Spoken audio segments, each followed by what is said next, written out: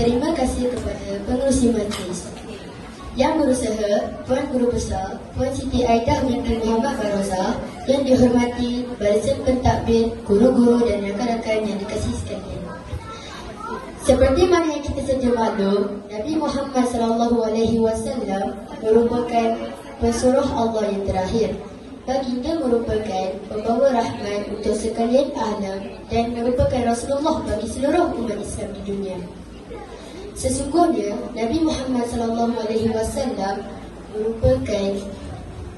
merupakan satu anugerah dan kurniaan Allah Subhanahu wa Ta'ala kepada umat manusia bagi menunjukkan jalan yang lurus dan benar.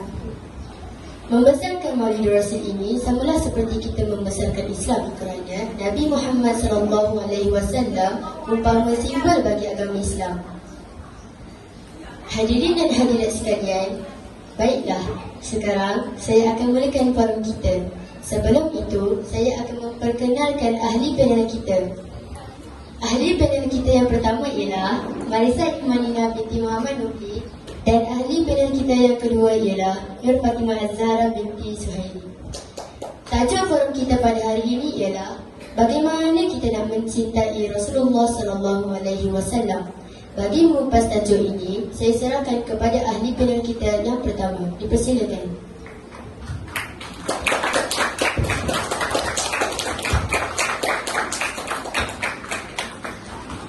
Terima kasih kepada rakan moderator kita, Daun Zara Jamila.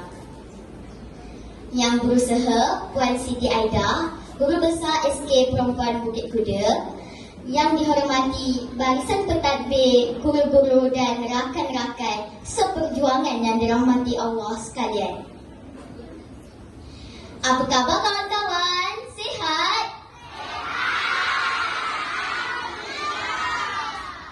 Seronok tak tadi kita pergi berarak, berselawat sama-sama?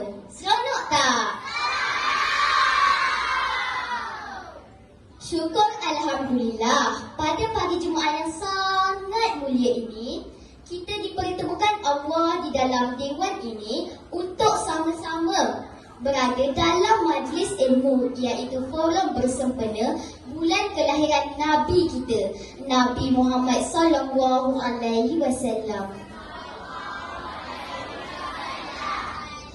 Semoga dengan niat mendekatkan diri kepada Allah, berzikir mengagungkan namanya, insya-Allah kita akan mendapat hidayah dan bimbingan Allah Subhanahu wa Ta'ala dalam meniti syurganya. Siapa yang nak masuk syurga? Cuba angkat tangan. Bagus. Sekarang ni dalam kalender Islam, bulan apa ya kawan-kawan?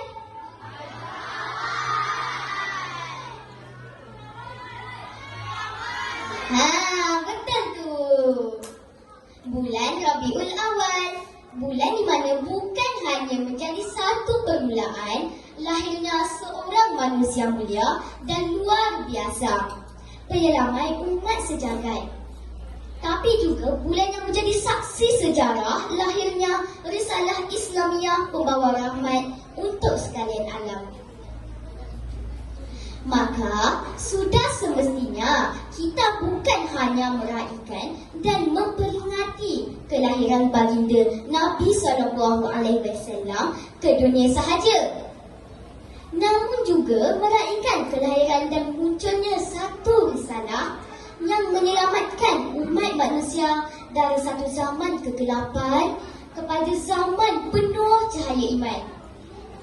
Dan Islam juga mengangkat darjat manusia melebihi makhluk yang dicipta Allah Ta'ala. Ya, inilah juga momen atau kenangan yang kita perlu ingat sampai bila-bila, kerana ia adalah merupakan tonggak sejarah lahirnya risalah suci Islamiah mulia ini. Tak lain dan tak bukan adalah risalah Islam. Mudah-mudahan Allah Ta'ala menjaga iman kita dan mematikan kita di dalam iman dan Islam. Amin amin ya rabbal alamin. Seterusnya, saya akan serahkan semula kepada moderator kita. Terima kasih atas ucapan mukadimah ini. Untuk kupasan seterusnya, saya serahkan kepada ahli panel kita yang kedua. Dipersilakan.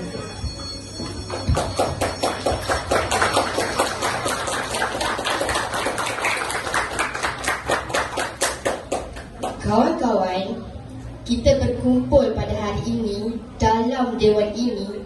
Apa tujuannya kawan-kawan?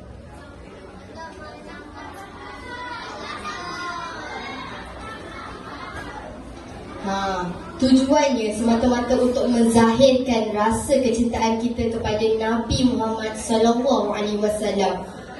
Bukan ada tujuan yang lain tau. Kawan-kawan semua tahu tak apa itu liqa'?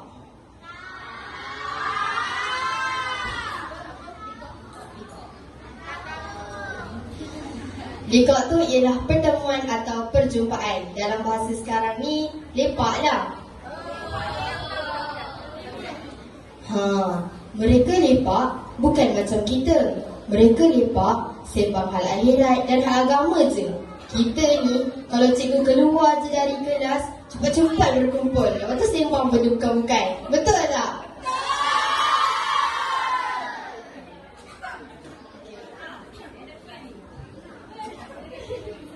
Kawan-kawan nak dengar tak? Saya ada satu cerita ni.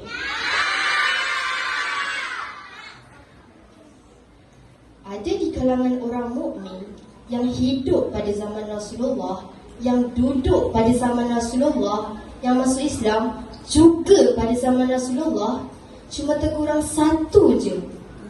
Dia tak dapat nak berjumpa dengan Nabi Muhammad sallallahu alaihi wasallam.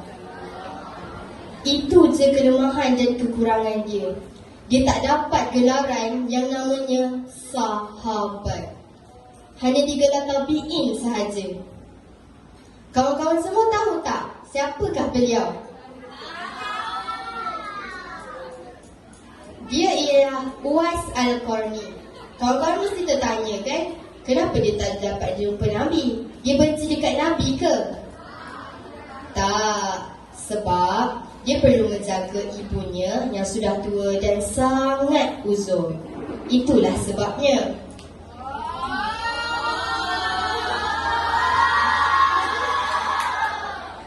Kawan-kawan, lipat ni penting tak? Ya, penting. Satu pengiktirafan, satu title yang sangat hebat. Bukan senang nak dapat title sahabat ni. Macam dekat sekolah, nak jadi pengawas bukan senang. Cikgu akan pilih antara murid yang terbaik je. Bukan semua orang boleh jadi pengawas. Betul tak? Kawan-kawan, kita berkumpul pada hari ini. Kita duduk hari ini ramai-ramai. Bukan ada sebab yang lain, melainkan kita nak kenal siapa itu Rasulullah sallallahu alaihi wasallam. Kita nak kalau kita bangkit nanti di padang mahsyar, kita akan bersama dengan Nabi kita Muhammad sallallahu alaihi wasallam. Kata Nabi, seseorang itu akan bersama dengan orang yang dia cinta. Tapi macam mana kita nak cintakan seseorang kalau kita tak kenal pun siapa dia? Bak kata pepatah Melayu, tak kenal maka tak cinta. Ulama ada bagi tahu, antara cara untuk bawa kepada cinta ialah dengan mengenali. Kita kena kenal dulu, barulah lahirnya rasa cinta. Nak kenal Nabi kita kena belajar sirah perjalanan hidup Nabi Muhammad sallallahu alaihi wasallam.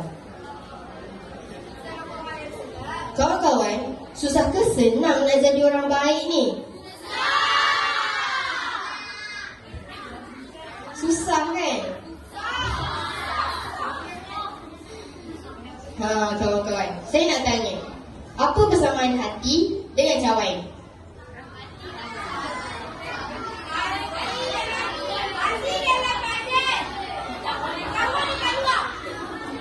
Bukan.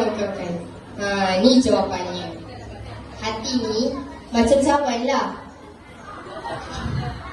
Kalau air dituangkan dalam cawan atau gelas yang jernih, apa yang kita nampak?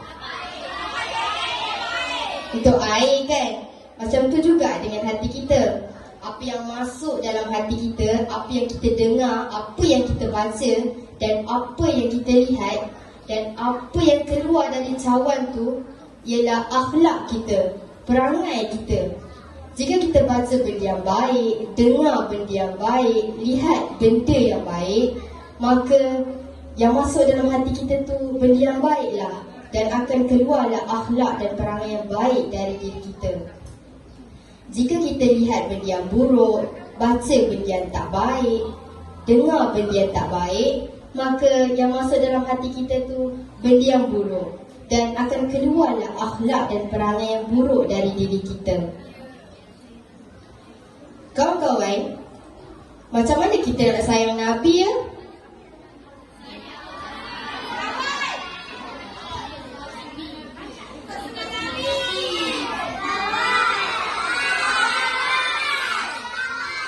Okay. Betul.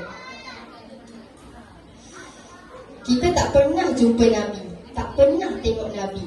Tapi syukur Alhamdulillah kita dapat nikmat Islam ni atas usaha dakwah baginda. Jauh tak Mekah dengan Malaysia ni? Agak-agak macam mana ya Islam boleh sampai ke sini? Sedangkan Nabi tak pernah berdakwah sampai kat sini. Kawan-kawan semua nak tahu tak? Tak apalah, tadi cikgu sejarah je. Bila kita kata kita cinta Nabi, kita akan ikut setiap apa yang disuruh oleh Nabi. Betul tak? Kawan-kawan semua ada solat tak pagi tadi? Baguslah macam tu. Kawan-kawan, sebagai orang Islam, kita mesti yakin dan percaya akan kerasulan Nabi Muhammad SAW terlebih dahulu. Firman Allah, Surah Yasin ayat 1 hingga 3. Bismillahirrahmanirrahim. Yasin wal Qur'anil Hakim, innaka laminal mursalin. Maksudnya, Yasin, demi Al-Quran yang mengandungi hikmah dan kebenaran yang tetap kukuh. Sesungguhnya engkau, wahai Muhammad, adalah seorang Rasul dari Rasul yang telah diutus. Dah yakin percaya akan timbul rasa kasih dan sayang kepada Nabi kita, Muhammad sallallahu alaihi wasallam. Baiklah, setakat ini dulu penerangan saya. Saya serahkan semula kepada moderator kita, Zara Jamila Abdul Aziz Abdul Haq. Terima kasih atas ucapan kepada saudari ahli panel yang kedua sebentar tadi. Baiklah, saya ajukan persoalan ini kepada saudari ahli panel kita yang pertama. Cuba ceritakan macam mana Nabi Muhammad SAW mula-mula mendapat wahyu dan seterusnya dilantik menjadi Rasul. Terima kasih kepada sahabat moderator kita. Berbalik kepada persoalan tadi, di sini saya akan menceritakan serba sedikit tentang bagaimana Nabi Muhammad SAW mula-mula mendapat wahyu dan seterusnya dilantik menjadi Rasul. Kawan-kawan dah biasa dengar rasanya cerita ni? Bila? Di mana? Siapa yang jumpa Nabi? Apa yang terjadi kepada Nabi? Siapa boleh jawab persoalan ni?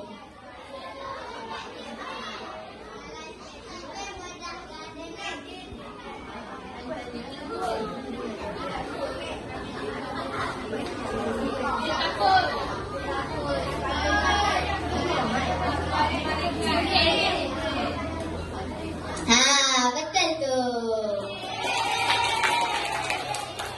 Nabi Muhammad SAW mendapat wahyu pertama pada malam 17 Ramadan 6 Ogos 610 Masihi ketika bertahanus. Bertahanus tu apa kawan-kawan? Bertahanus tu maksud dia duduk seorang-seorang beribadah dalam gua Hira. Datang malaikat Jibril membawa tulisan dan meminta Nabi Muhammad sallallahu alaihi wasallam membacanya. Tetapi baginda mengatakan tidak dapat membaca beberapa kali. Lalu Jibril mengajarkannya firman Allah Subhanahu wa taala, surah Al-Alaq ayat 1 hingga 5 berbunyi, Bismillahirrahmanirrahim. Iqra bismi rabbikal ladzi khalaq. Khalaqal insana min 'alaq. Iqra wa rabbukal akram. Alladzi 'allama bil qalam. 'Allamal insana ma lam ya'lam. Bacalah, wahai Muhammad, dengan nama Tuhanmu yang menciptakan sekalian makhluk. Ia menciptakan manusia daripada sebuku darah beku. Bacalah, dan Tuhanmu yang maha pemurah, yang mengajar manusia melalui pena dan tulisan. Ia mengajar manusia apa yang tidak diketahuinya. Mulai detik dan saat itu, maka bermulalah baginda diangkat menjadi Rasulullah untuk menyampaikan risalah kepada semua umat manusia. Bukannya terbatas pada satu kaum atau suku bangsa sahaja. Umur Nabi pada ketika itu kira-kira 40 tahun, 6 bulan dan 8 hari mengikut tahun Qamariyah. Tahun orang Islam berdasarkan kiraan bulan, atau 39 tahun, 3 bulan dan 8 hari mengikut tahun Syamsiah, kalender berdasarkan matahari. Dalam keadaan ketakutan dan gemetar, baginda bergegas pulang ke rumahnya. Tok, tok, tok, sayang, bukakan pintu ni. Cepat. Kenapa, abang? Tolong sayang, selimutkan abang sejuk. Tak lama kemudian, selepas Nabi dah okey, Sayyidatina Khadijah tanya kat Nabi, Abang, kenapa abang kelam kabut sangat tadi? Nabi pun menceritakan pengalamannya tadi kepada isterinya. Lalu dijawab Sayyidatina Khadijah, bergembiralah wahai suamiku, tetapkanlah hatimu. Sayang harap abanglah yang akan menjadi Nabi bagi umat kita ini. Allah tidak akan mengecewakan abang. Bukankah abang yang sentiasa berkata benar, yang selalu menghubungkan silaturahim? Bukankah abang yang sentiasa membantu anak yatim, memuliakan tetamu dan menolong setiap orang ditimpa kemalangan dan kesengsaraan? Kemudian Sayyidatina Khadijah pergi ke rumah anak saudaranya, Warakah bin Naufal, yang beragama Nasrani. Dia juga boleh menulis dalam bahasa Ibrani dan menyalin kandungan kitab Injil dan Taurat dalam bahasa Arab. Selepas diceritakan Khadijah mengenai suaminya, baginda Nabi Muhammad sallallahu alaihi wasallam, Warakah berkata, Kudus, demi Tuhan yang jiwa Warakah di dalam tangannya. Jika engkau membenarkan aku, wahai Khadijah, sesungguhnya sudah datang kepadanya Nabi Muhammad sallallahu alaihi wasallam. Dia sesungguhnya akan menjadi nabi bagi umat kita ini, dan katakanlah kepadanya ia tetap tenang. Macam mana kawan-kawan? Boleh faham cerita tadi? Boleh!